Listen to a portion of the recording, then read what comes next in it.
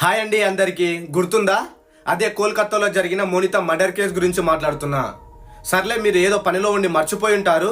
మీరు మర్చిపోయిన దానికంటే దారుణమైన విషయం ఏంటో తెలుసా? ప్రాణాలు కాపాడే డాక్టర్ని దారుణంగా అత్యాచారం చేసి చంపిన వాడిని కాపాడడానికి 21 మంది లాయర్లంట. అందులో మళ్ళీ 11 మంది ఫీమేల్ లాయర్సేనంట. నిజంగా ఈ రోజుల్లో సొసైటీ చాలా గలీజ్ అయిపోయింది కదా. గర్ల్స్, మీకు ప్రత్యేకంగా చెప్తున్నా, మిమ్మల్ని మీరే కాపాడుకోవాలి. ఒకరిపై ఆధారపడితే మిమ్మల్ని కూడా ఇలానే ముంచేస్తారు.